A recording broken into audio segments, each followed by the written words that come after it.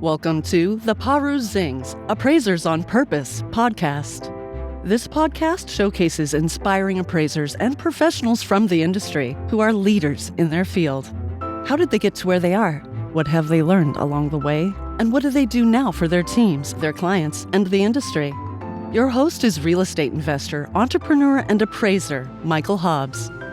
Well, welcome back. We are excited that you're joining us for another just fun and engaging conversation with an industry peer. We are so excited. This season, we have Chris Hunt joining us. And wow, I mean, what just a great person, but also just a fantastic story. And as you know, here at Perusings, the power of values, the whole point of this podcast is to be able to just share, for those that are already in the industry, possibilities that may exist that you didn't even know were there. And for those that are not in the industry, that might consider getting into it because, you know, this is a better industry than a lot of other ones.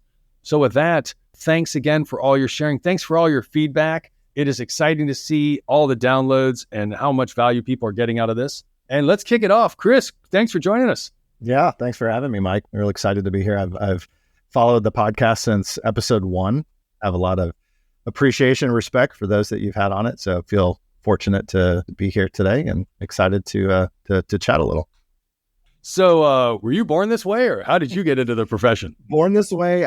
No. I think probably the cleanest answer to that is a big no. I was a musician for, since just being a little pup, and went to school and playing drums, ended up getting a music education degree. No, like appraising, real estate, mortgage, none of that was even on my radar. Why would it be? You were playing drums. Were you famous? Like, did you play, I don't know, like, what would I know any of the bands you ever played in? Because as drummers, you can't really be a soloist. I mean, you got to like be part of the band. Basically, the bands that I played in Dallas, you would have never heard them. We had one song that was had a little bit of radio airplay, but we would do the little, local Deep Ellum scene.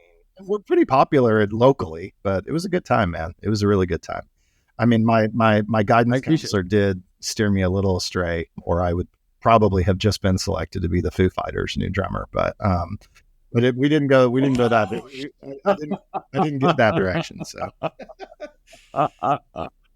all I can say is I would love you either way. I am a fan of the Foo Fighters. So for those of you that aren't old enough to know the Foo Fighters, hit them up on YouTube. It's good. And you know what? I like music with guitars.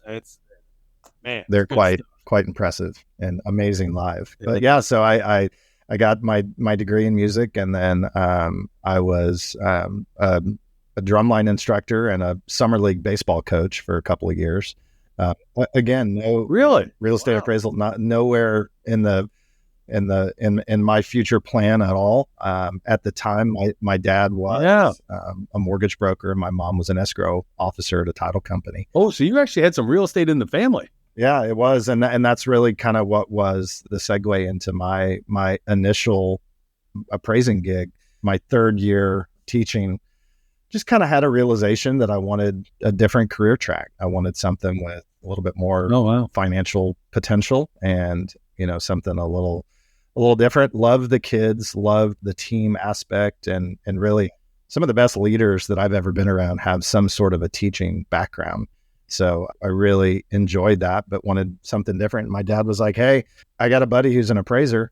He's looking for somebody to come help him, file manila folders full of appraisal printouts." And, at the time, right?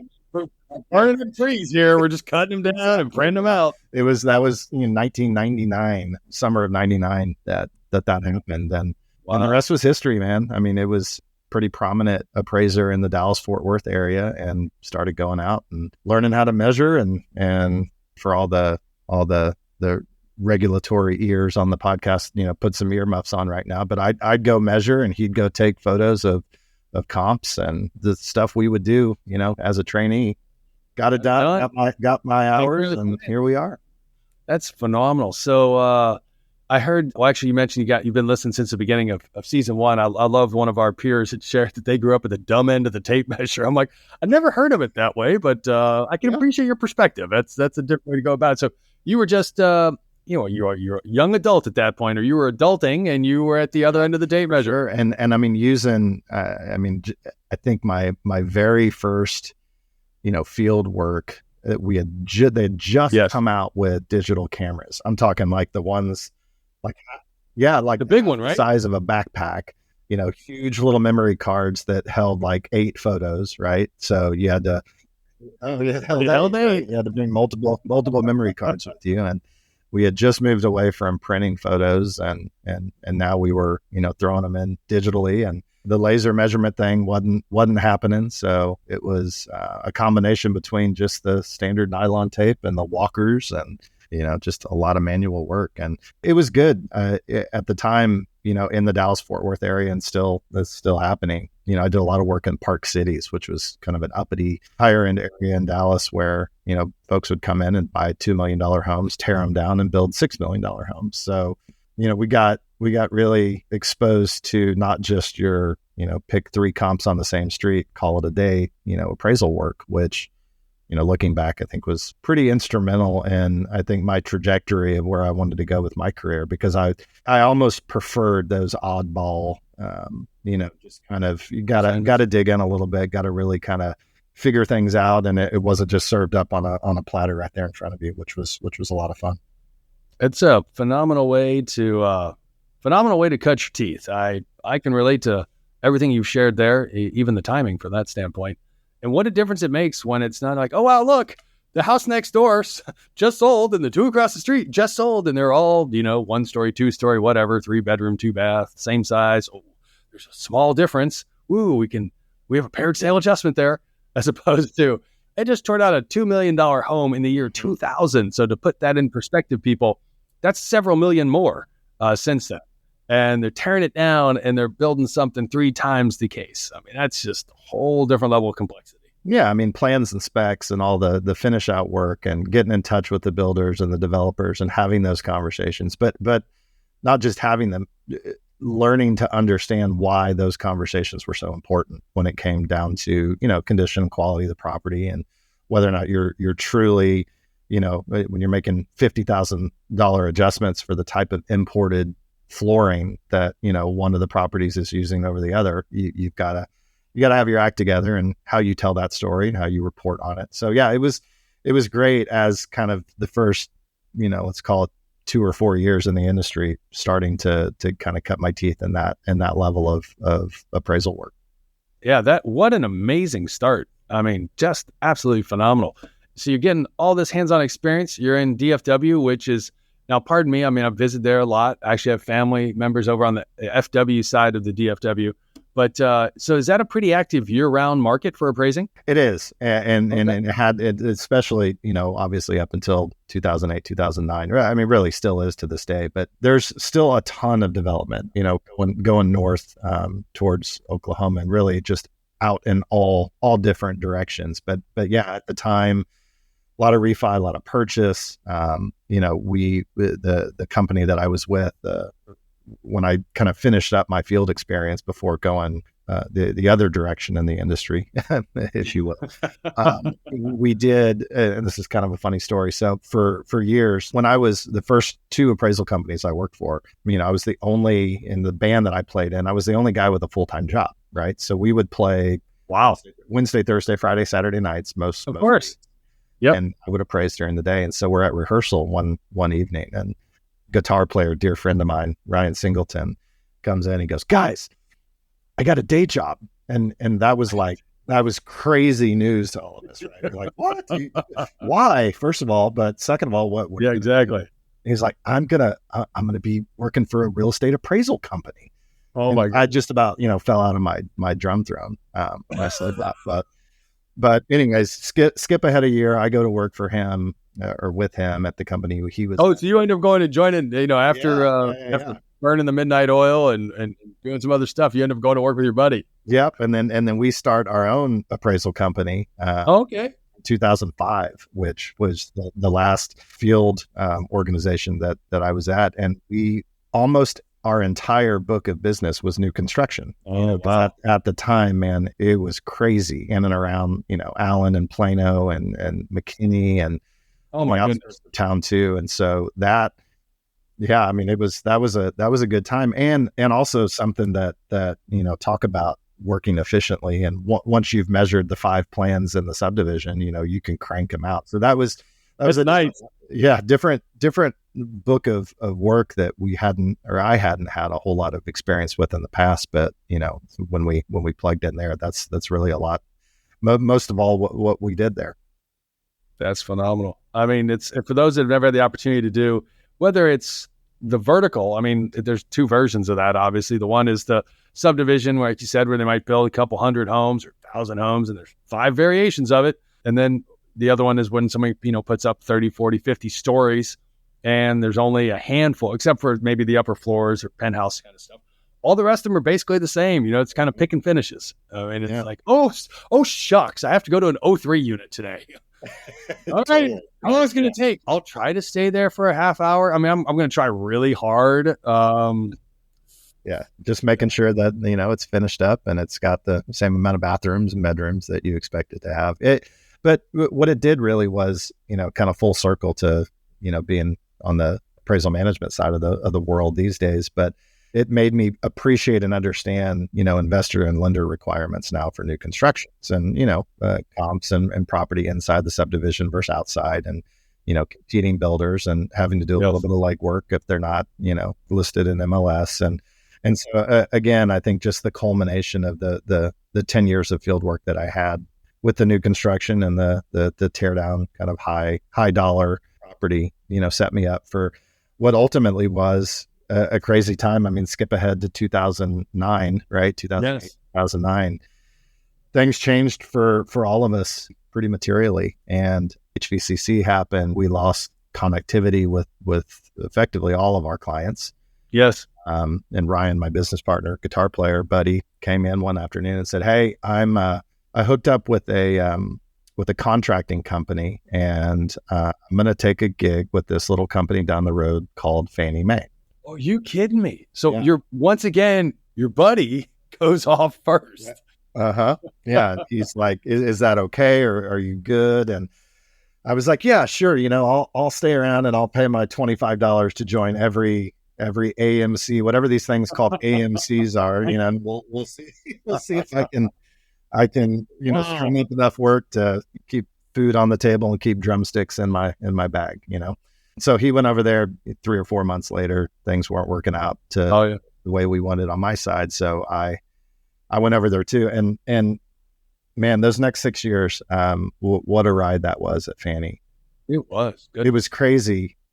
When we started, we're all contractors, right? And so Fannie was bringing in credentialed appraisers really from all over the country. And people were uprooting their families and just because they didn't have a choice. I mean, so many of us were just left with not a lot going on, not a lot of.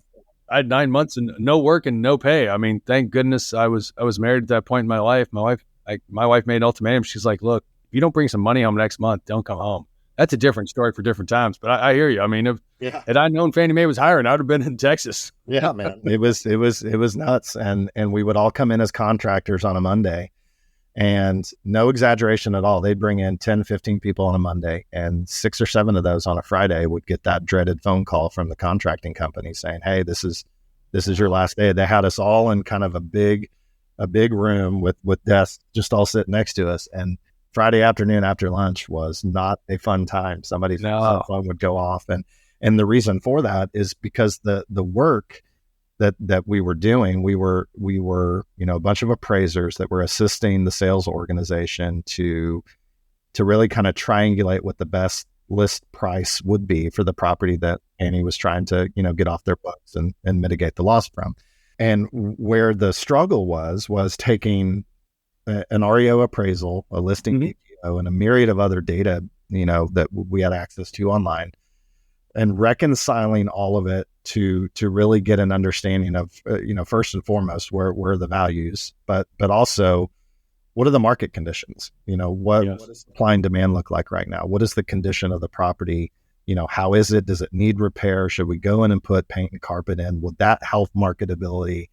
And, the appraisers, as I mentioned before, and this is no cut on anybody's upbringing in the industry, but those, 3 comps in the report, stamp the done button and send it for 10 years or 20 years, those guys would have a pretty tough time on reconciling just all of the different data sets and understanding market conditions and where the market was moving and how to really help, pinpoint what the best pricing decision would be on a listing. And so, yeah, come Friday, half those folks that we had become friends with that week were out of there. And thankfully my buddy Ryan and I made the cut and just did that for several years, just really heads down in the data, making the best decisions that we can to support, Fannie's ultimate, initiatives to offload as many of those properties and mitigate the loss as best as possible. I tell you, it's one of those, I have a whole different, similar perspective of that time frame. Not because I was at Fannie Mae by any stretch, otherwise we'd known each other sooner. But I really appreciate that point that you raised that I don't know that a lot of people are aware of. And that is, there's so many different ways that valuation professionals get engaged. And whether it's on origination, I mean, again, we're talking more in a lending capacity. It doesn't matter if it's residential or commercial at this point, although Fannie Mae is residential. But it's really around that ability to either gather data or have data available and then be able to not only understand it, but like you said, to reconcile it. That's such an important skill set. And, for me, I'd really just quickly connect with the fact that you'd been around new construction, you'd been around tear downs, like you'd seen construction cost statements. I assume you did your fair share of walkthroughs and what is done and what isn't done. And like, hey, is this really 50% or is this more like 80 or is that more like 20% completion? Like all those things.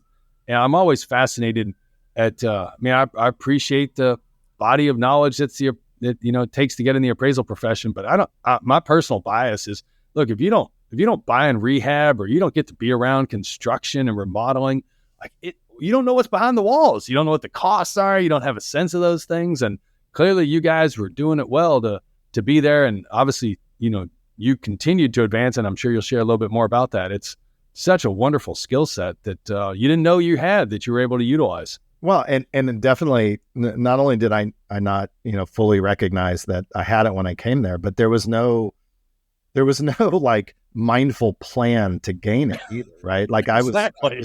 I was the ball inside the pinball machine, through the first probably 15 years of my career, just kind of bouncing around and very, very thankful for the folks that I had worked with and for through the years to gain that perspective. Because you're right. I mean, it is a skill set and that kind of experience that even today, when I'm reviewing and helping review, high dollar or complex assignments, those appraisers I see that really truly get it have a skill set to understand data and reconciliation and where the market is moving and why it's moving that way. And you can tell that the diversity of experience that they have and what they've seen and how they've gone about it really, really pays off in the long run. Yeah, that's phenomenal. I wish, hopefully with all the, growth in technology and education opportunities, there'll be more and more of those so that people can get access to that sooner in their career. The one that always boggles my mind is there's no, and I could be mistaken, I'm a little older now than I used to be, but there's no construction component to real estate education. And that became clear to me when we became one of the top firms providing sustainable high performance and green valuations in the country, because we understood all that. And I'd been around it for a while, and people are like, what do you mean? I'm like, dude, it's what's in the walls. And I totally hear about that, because when you went to Fannie Mae, I founded a technology company. We created a technology solution for people that were buying at foreclosure auctions. So I was on the other side of all those properties coming to auction, and we were helping accelerate and basically do matchmaking and really turn a lot of, and obviously in Texas, you have Super Tuesday. That was a whole different experience. I had friends flying home for that. I mean, people just don't have any understanding of what was going on that side of the investing and valuation side and deal analysis.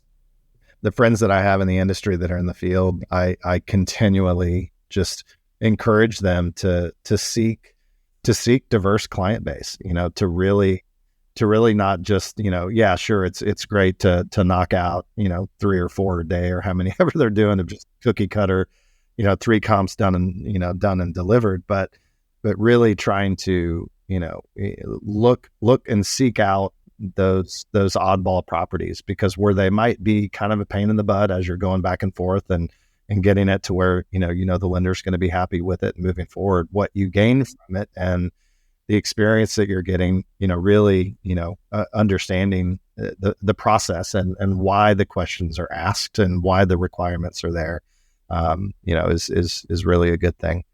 A good thing to have experience with, because where I came out of the valuation analyst side of things at Fannie, the last say probably the last 5 years there, I got into vendor management. So where my teams were the ones training the appraisers around the country to do the REO appraisals.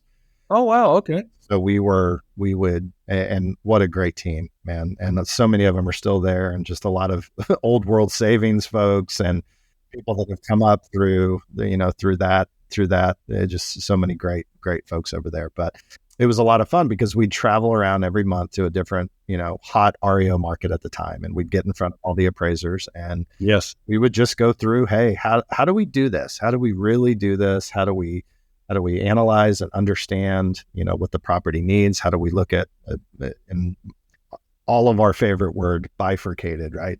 Yes. Although I'm glad that word isn't used as much as it was years ago. But looking at bifurcated markets where you've got, your as is data and your as repair data, and understanding how to look at all of it and reconcile it and use it. So it was a ton of fun, because we not only did we get to see, and meet face to face with all these great appraisers around the country that were doing, the work for us, but we got to really engage in an in-depth conversation on, how do we as a group just improve and understand what we're doing at levels that we might not have been at before.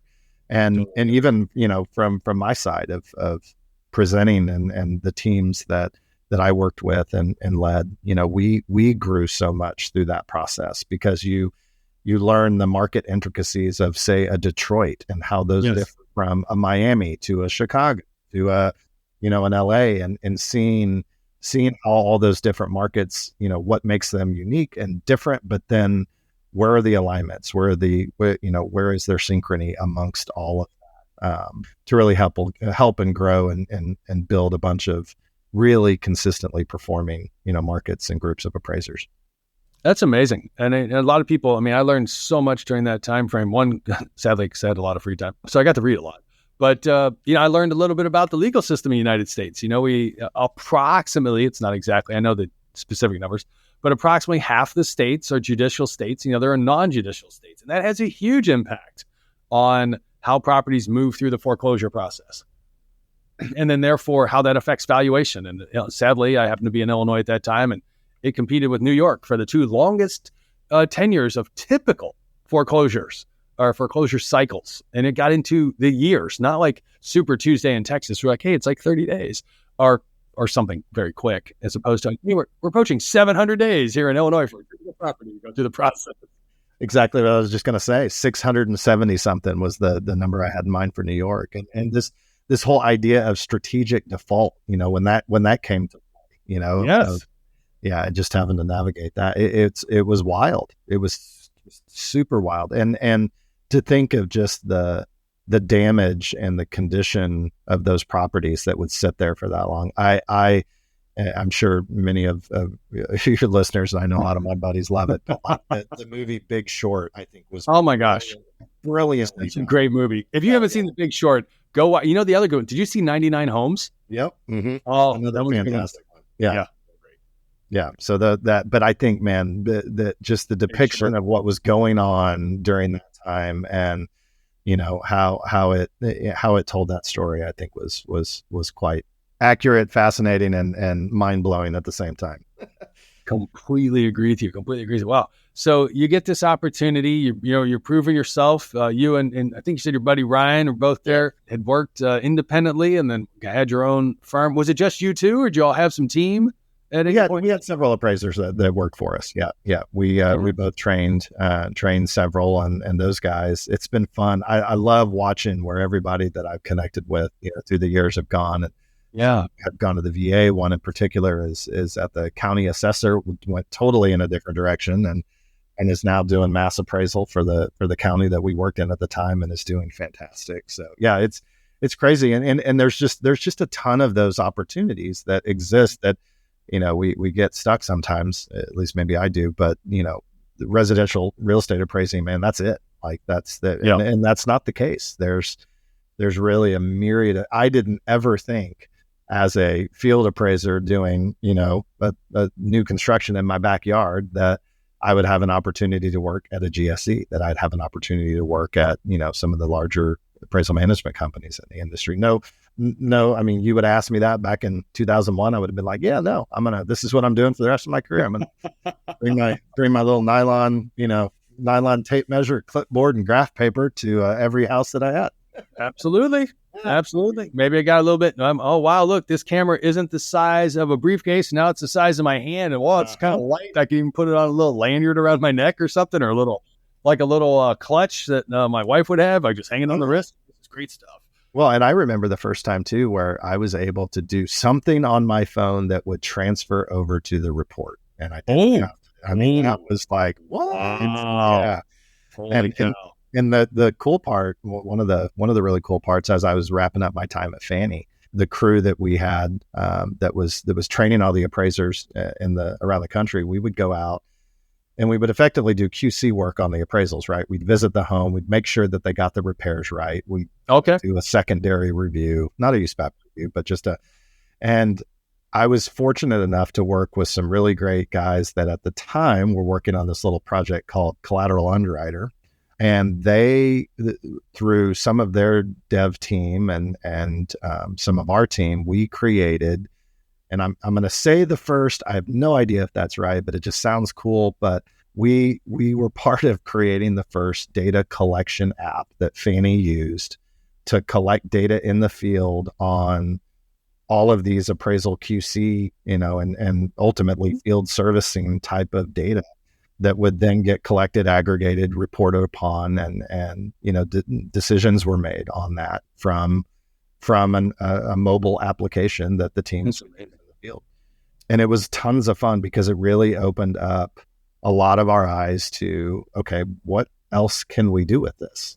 How else could we further objectify the data collection process in appraising in general that would help lead to, more consistency in condition and quality, for example. Because at the time, UAD was new and people were just coming off of average plus good minus. Oh my gosh, I sadly remember all that. I'm like, oh, it's average plus. I'm like, oh my goodness. So is that the same as average to good, or is average to good better than average plus? I'm like, and the answer is always yes, right? Yeah. And so, and it was just a fun time because it got, and I mentioned the people that we worked with at Fannie, just some amazing folks, and a lot of them are still there. They're elsewhere in the industry and a bunch of, really prominent players. But the conversations we would have about what was possible and what we could do.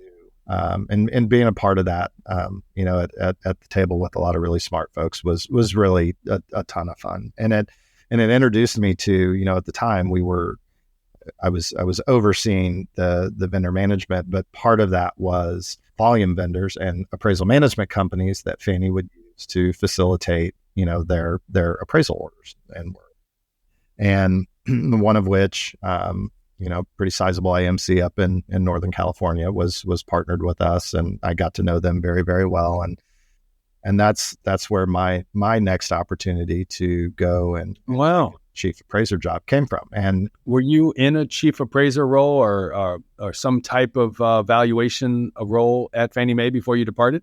Yeah. So my official title was director of valuation. We had several valuation directors over different parts of the business, but my gig right there at the end was I was over everything, kind of vendor management, appraiser training, but I was also deeply involved in kind of the innovation side of things and what we were doing collectively to kind of push forward on new products and new approaches to to valuation, and really kind of the start to a lot of the conversations on, the new forms and I see. property data and what that was going to be. So that was really in its infancy, right about the time that I left. That's amazing. And that was about 10 years ago, wasn't it? Yeah, that was 2016 is almost a little shy of that. I think that's helpful, if I may, Chris, just for those listening in. I mean, it's easy to see, like, oh my gosh, it's like an overnight success. It was 20 years in the making, Apple, before they got to whatever, level they got to. Starbucks, overnight success. Like, it's been around for 30 plus years. I mean, I don't even know my numbers anymore. They're so far off. I'm like, oh my gosh, this whole thing just showed up. I'm like, no, it didn't. It's been around for a long time. I mean, look at any clinical study that's done in the medical field. They're like, I was just reading one here recently about a drug and how it was literally founded back in the 60s, but it didn't gain prominence until like the late 80s or 90s. Like, so many of these things have been around for such a long time. And I really appreciate what you talk about is it makes a difference when you get to participate in conversations for possibility. I heard you say that. You're like, wow, we were sitting around asking questions like, what's possible? What could we actually do? Could we actually objectify data collection? Gain consistency and quality? Because as we do that, it actually lets us all be better at what we're doing, because we start to get rid of all that gray area to the extent we can. That's fascinating that you were part of that. And then being with the innovation approach towards looking at new products and new approaches to actually help advance the very work that's going on.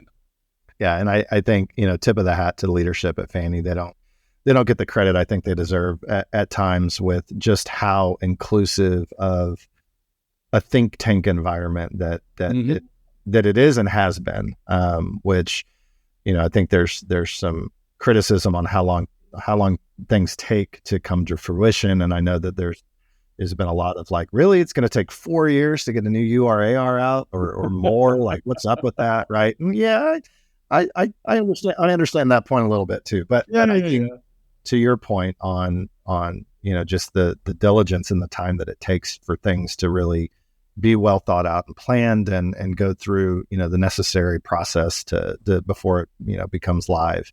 They're great at that. And again, being a part of it was really a ton of fun.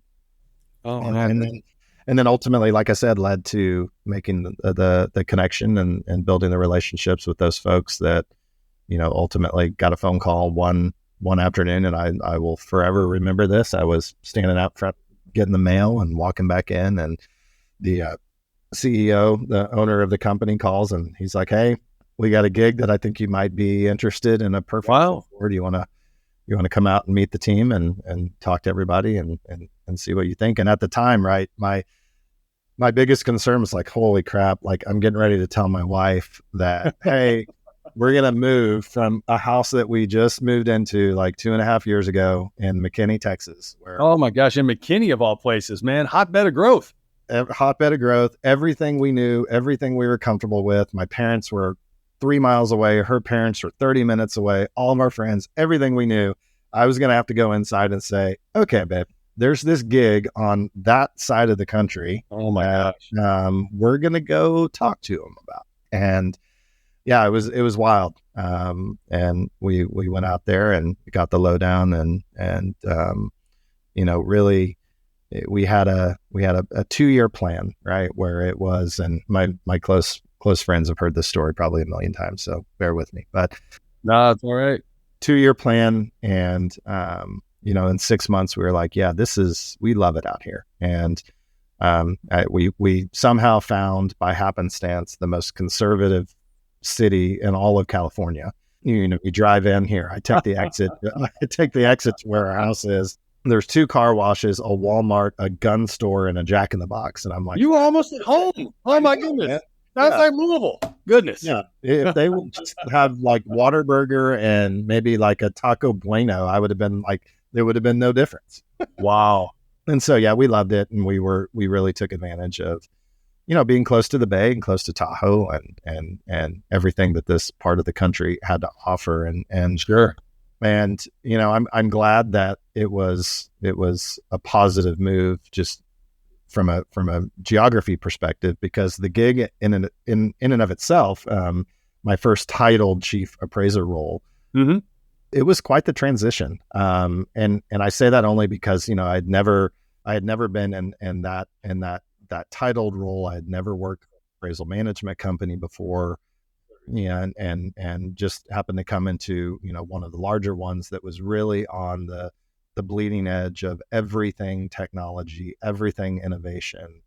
And so, of course, my excitement for that type of work was massive. But my day job as the chief appraiser was everything quality control, everything panel management, everything transactional escalation, and there was that aspect of it. But then there was all the other fun stuff, right? It was all the, when we were getting into pilots with the GSEs and everybody else, like, how are we going to train all these real estate brokers to measure houses? And, I really wanted to do that, but then I was pulled back over here because so-and-so had an ADU question. And, what do we do with the second kitchen? And so it was this balancing act and trying to kind of figure out how to best navigate what was an incredibly fast-paced, high-pressure operational environment, at the same time wanting to be involved in what was really some groundbreaking, partnerships with a lot of big players in the industry on what is ultimately turning into what we're all experiencing today, and automated data capture and 3D tools and all of that good stuff. So yeah, it was drinking through a fire hose, as folks like to call it, for a while, just get to that. I appreciate you sharing that. I think that's one of those helpful things that people can start to see for themselves. And I've heard the feedback from so many peers literally across the country, even across the world. People may not be thinking of this, but Chris, there are people across the world that actually are appreciating your inputs there as well. Now, like, how does someone ever become a chief appraiser? Well, part of it is just get in there and work hard, but there's the experience, there's the exposure. There's also building relationships. I hear you've touched on all that. What was it like stepping into that role, aside from like this fast-paced environment, similar and different than your previous employer? And what were you first responsible for doing? Like getting to know some appraisers, or like looking at forms, or is it all about just from a whole data standpoint? Like you said, it's the first titled role of chief real estate appraiser there. Yeah, and great question. I'm really glad that you brought up relationships and people, because that has probably been what I have been most passionate about through the entire career, that even back when I was a teacher and a coach. And I think ultimately what led me to getting the opportunity to be a chief appraiser was, I've always put the relationships, the partnerships, those connections in a very genuine place. I've always been like the true me when I connect with those folks, when I connect with those organizations. And I think ultimately, what the organization was wanting was to bring somebody in that could be that glue in a very high pace, high pressure cooker environment that could keep the culture and the people, really glued together, and despite the chaos around them, pointed towards what success is, and really kind of bring enjoyment into that organization. So, initially for me, it was kind of twofold. Me personally was learning what in the heck the AMC was and how it worked and who the players were and what success did look like, because success in an AMC, is different with every client you have. Yes. Some pitch you against other peers and success is just outperforming them. Others have SLA thresholds of performance, and so long as you're there or above, you're good to go. So it was really building an understanding of what success organizationally and client to client look like, and then adapting that to operational processes that existed on the QC team with the appraisers, on the panel management side, and identifying, risk areas and opportunities, and, the staffing side of things and everything that comes with the more kind of, nuts and bolts aspects of running the business. So, my day looked different every single day. Some days I never left my computer and never got out of my email with, working escalations, and answering client questions and helping the teams to prioritize their A plus customers that needed something done 2 hours ago, right? So some days I never got out of that. Other days would be sitting in a conference room, staring at data, trying to really put our finger on root cause analysis on why different metrics are trending in different directions. I've always been one that the anecdotes, oh yeah, it's because of this, without really objective data support. That's always been a pet peeve of mine. So we spent a lot of time looking at information and really trying to understand, hey, what are the drivers here and what are the variables at play that we need to focus on, such that we can, as a team, kind of course correct and get where we need to be with a certain milestone or expectation. And then everything in between. There were aspects of the hiring process and performance management of individuals and teams. Also spent a whole lot of time one-on-one with everybody, just listening and hearing from those that were in the trenches and working the transactions every day. Hey, what do you need? What's not working? What support do you need that you don't have? What direction do we need to go that we're not moving in? And just really kind of listening and pivoting and reacting to what the team and the individuals needed.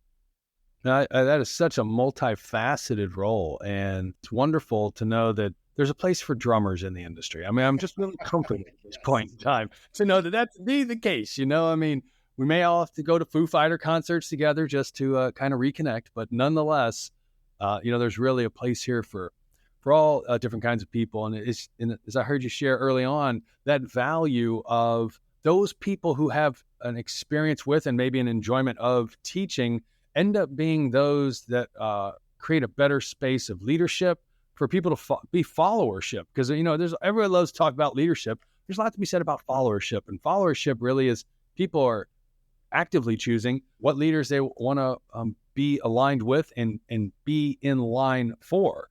And obviously you've had that kind of impact, and that's really impressive. Even something as mundane but significantly important as RCA, the root cause analysis. Most people probably never been exposed to this. If you haven't been around a Six Sigma process or doing lean or anything else, you don't have a clue what that necessarily means. But wow, the power of information, the power of data. And I really appreciate you touch on that, Chris, because sometimes, like you said, you get stuck in this little, I'm going to choose the best 3 out of a little set of information. But it's like, are you even close to what's going on? Do you understand the supply and demand? Are you able to zoom out enough to get a bigger picture so that as you zoom in, you don't miss the zoom?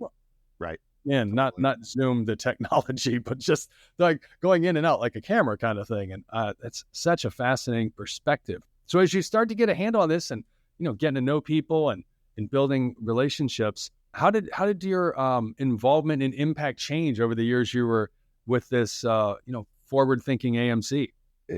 For me, I always had my hand in multiple aspects of the business. I was firmly seated in the chief appraiser role in the AMC operation, but I was very much involved and pulled in. So the building that we occupied at the time was a 2-level building. Most of the AMC was upstairs.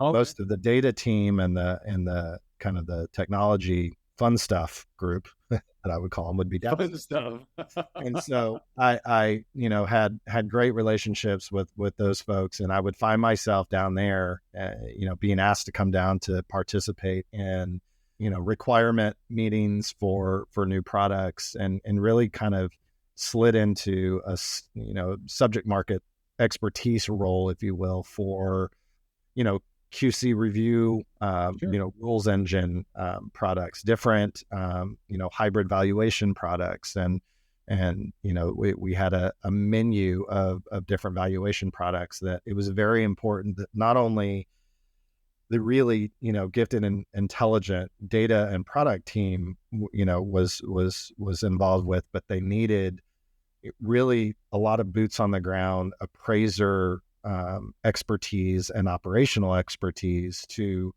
take what would have been a really great product, to be just an even better product, with that additional info in place. So I would I would find myself down there quite a bit, really, really loving it. And I also was that probably the last couple of years, year and a half there, was pulled into sales meetings. I would come along Wow. with their sales teams. They actually let you get in front of people outside the walls? Yeah. Right? Ooh, that's a little risky. Ooh. I'm an appraiser that can actually, sit in front of those guys and have conversations. It's nuts. But that ended up being probably some of my most enjoyable time there, was after really getting deep into how the AMC ran and all the products that we had at the time and why we were building them, the direction we were going, being able to get in front of folks and actually, sell that and sell the product list and the culture and the future and the partnerships. That was a ton of fun. That's amazing. Being able to do that, I think, really helped to kind of solidify what I was doing. And again, like the chief appraiser by title role. Yes, man, it's for every 20 chief appraisers you talk to, you're going to hear 20 different, day-to-day things. And I think just the sales aspect of it I was able to then take that back to the operational day-to-day and really bring context to the staff on, hey guys, the client, keeping them happy, keeping them satisfied, keeping our metrics. This is why they need it to be the way they need it to be, because I had just come from a meeting sitting across the table from somebody who's really not happy with the AMCs that they use and hearing why. And so to be able to take that back to the team and say, okay, here's what we need to work against proactively to never be in this position. That's amazing. It just made those conversations that much more rich in context. That is fascinating. What's it like sitting? I mean, it's something kind of like a quote from Hamilton, to be in the room, to make that reference.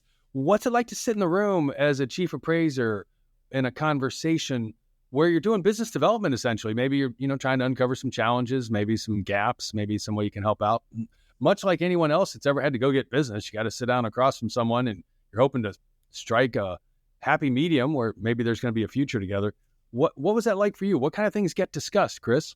It's really not unlike, the booth at an NFL game, right? Like you've got the play-by-play guy, and then you've got the color commentator, and I think my role in those conversations was really more of the color commentator role, whereas the sales exec that I would be with would lay down the foundational elements of the business development model that we have, and I would really just kind of fill in the blanks on, why we're different and, what we bring to the table that others don't, and connect in a real way.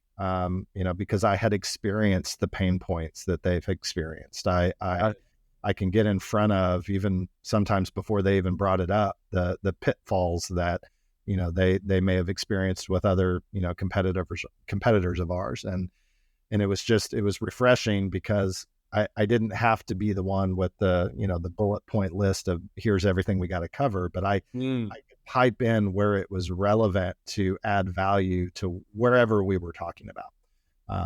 And whether that be, just straight ahead origination appraisal work and how important milestones and quality are, to alternative appraisal products and what we could do to create bespoke, HELOC products for the client, to how we respond to complaints and real world stuff that I had at the desk, hands-on knowledge of that I think goes over better, knowing that, this isn't just a lot of really talented sales folks in the industry, but I wasn't just a sales guy who hadn't sat in the seat, experiencing the pain points that prospective client was asking about. I mean, and use language from a different industry. I mean, you were sitting there really as a solutions architect. I mean, you're able to bridge both worlds that most people can't, even inside your own firm at that time. You mentioned having the data and tech team on the other floor and being able to go down. And I think this is a fascinating thing you touched on that hopefully people picked up on, which is just because people have access to data doesn't mean they know what to do with it. I mean, they can analyze it, but they need someone else to, like, okay, I've got some results, but I don't know why or what it means or what contributed to it. And here you are through, going back to even when you were part-time, part-time and then full-time into the space, getting that exposure, learning all about this. You're like, well, have you all considered this factor? Maybe this is an attribute or characteristic, why there's regional differences in data. I'm like, oh, no, never thought about that. Just looking at the data. Right. You mean there'd be regional differences in data? Like, this is housing. Housing is a local market. We have many different trends all at the same time across this big country. Yeah, exactly. And it was a ton of fun. And I think really, kind of what led to, moving from that position into my current COO position was. You mean you left after having all that much? It was possible for someone to pry you away? Hey, it was, again, more of me seeking an opportunity that I didn't have at that particular place. And Got it. It's funny kind of looking back, right? When I ran my field appraisal shop back in, 2005, we weren't so much worried about managing the P&L, right? Like we made what we made. We didn't have kids at the time. We were, first home, sharing with my brother. So my expenses during the month were probably like $1,500, right? So I just wanted to make sure that those were paid and that we could have fun on the weekend and that type of thing, right? And then immediately going into Fannie Mae, that isn't a profit and loss in the P&L center. No, we were a cost center that had to stay within, the budget. We had to do what we did. Yeah, because all the dollars we would make would go somewhere else. Then going into, a completely different world of where P&L management was of vital importance as it related to staffing and efficiency of what you were doing.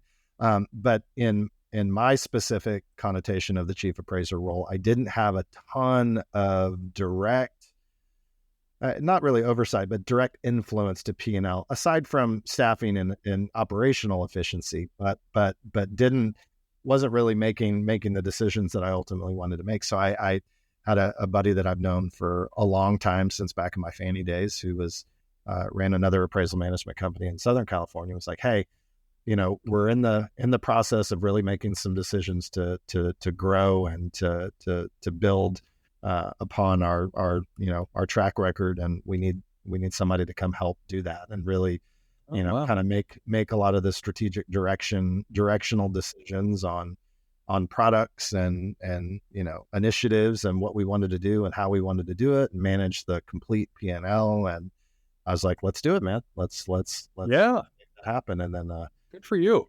Come over there, and 1 month later, this thing called COVID happened.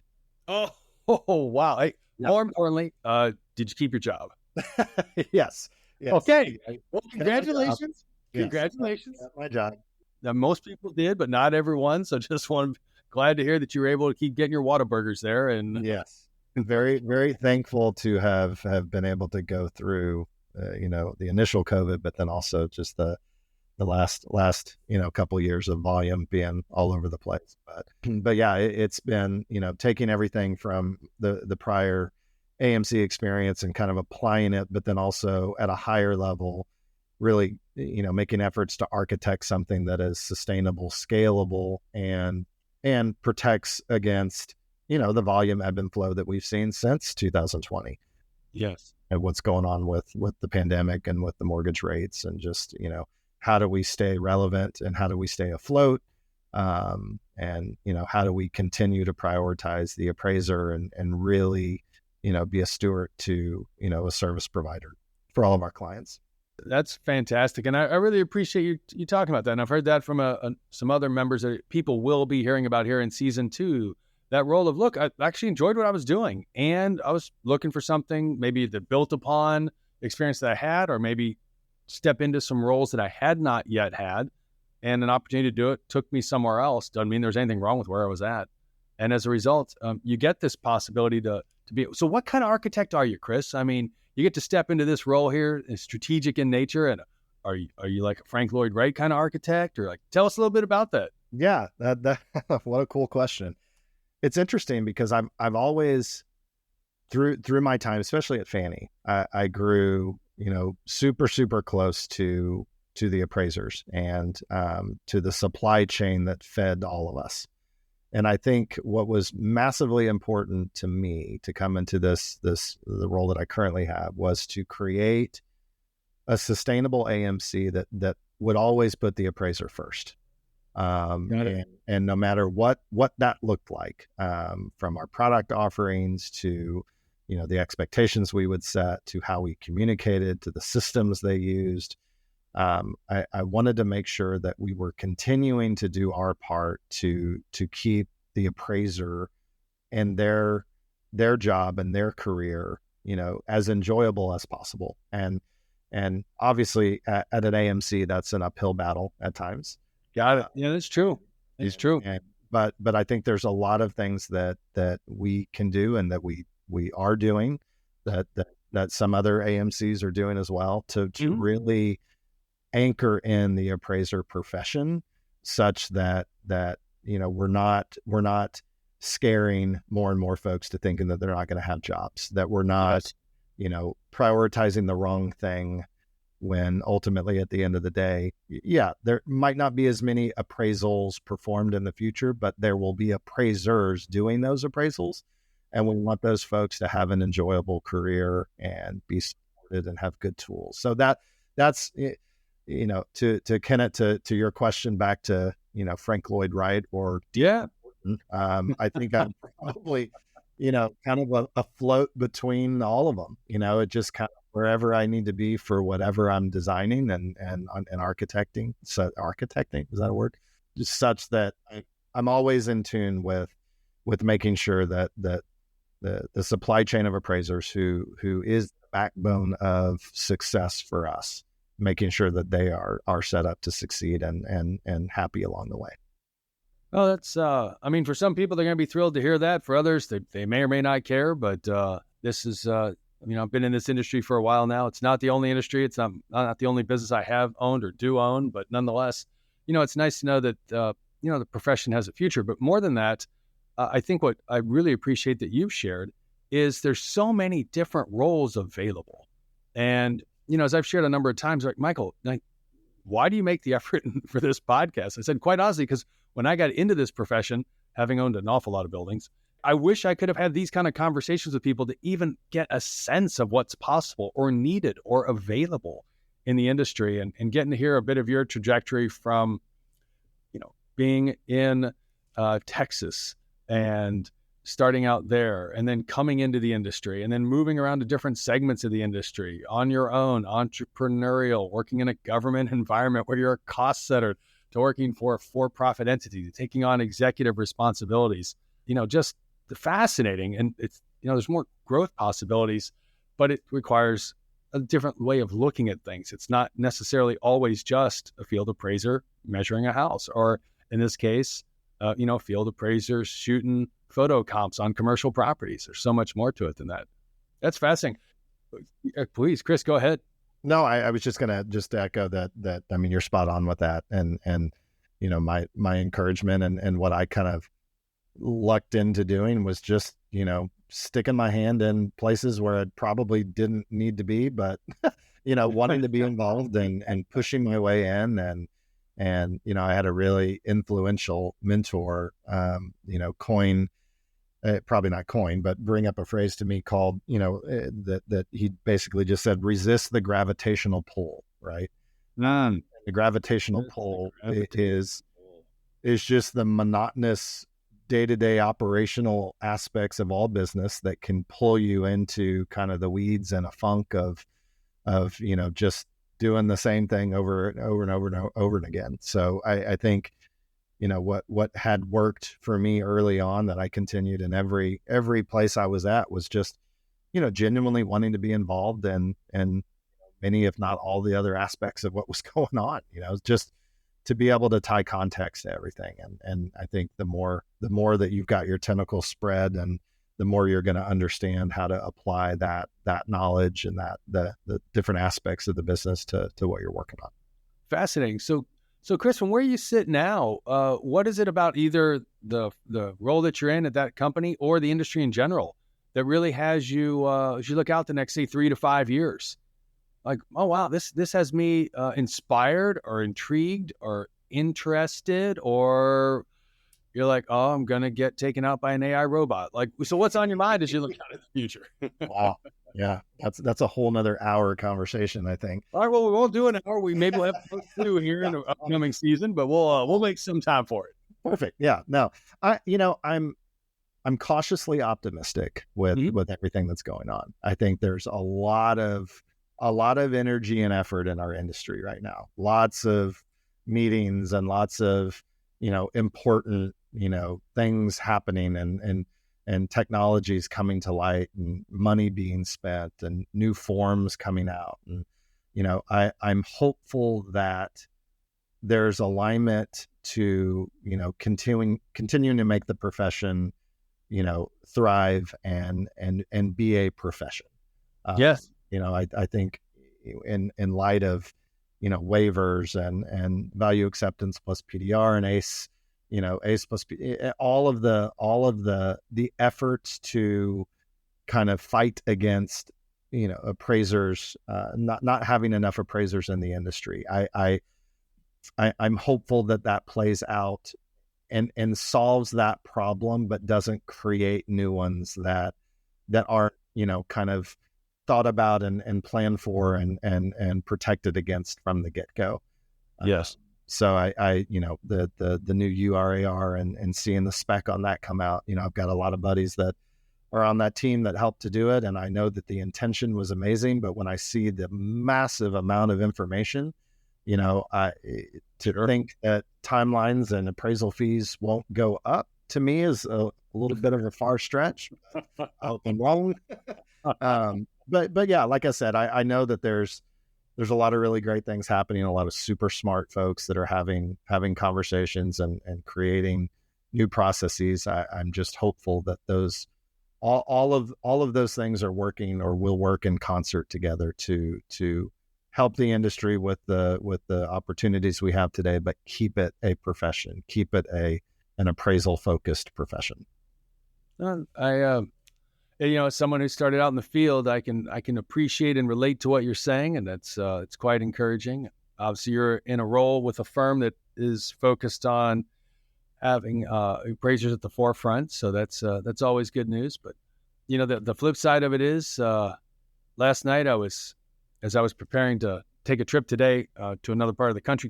I'm just north of you, actually, but not close enough to stop by and say hello. And, as YouTube does do, they pop up some ads, and I saw that new Apple Pro Vision, which probably everyone hearing this hasn't even seen yet. And I was like, wow. Yeah, like that. It's pretty amazing. Yeah. That's amazing. And I'm like, can you imagine in what they did that Facebook hasn't done with their entry model for their glasses, if you will, their virtual reality headset, is that glass you can actually see through and actually maintain contact with people versus completely shut out. And you're like what? I remember when Google Glass came out, and I knew a few people that had those things. And I'm like, I don't know if I'm comfortable with that or if I'm like, am totally impressed. And it's like, what are you looking at? Like, are you looking at your glasses and looking at me? Or are you videoing others at the same time? And it's just that we don't know what the future is going to hold, and it's going to bring change. And it's great to have people that care involved in the process because they can shape that. And I come away with that sense of a hopeful optimism based on what you've shared so far, Chris. Yeah. Those that at $3,500 a pop. Yeah, I know, right? But talk about cool. AI and just the augmented side too. Just, yeah. I mean, the future's, things are going to look a whole lot different. That is the one thing that I think we can all probably agree with completely. Things are not going to look the same in 3 to 5 years, or maybe even before that. But yeah, no, I'm excited to see how it all shakes out. And it's definitely a fun ride, and it's been, something that has been culminating for quite some time. So, we'll see.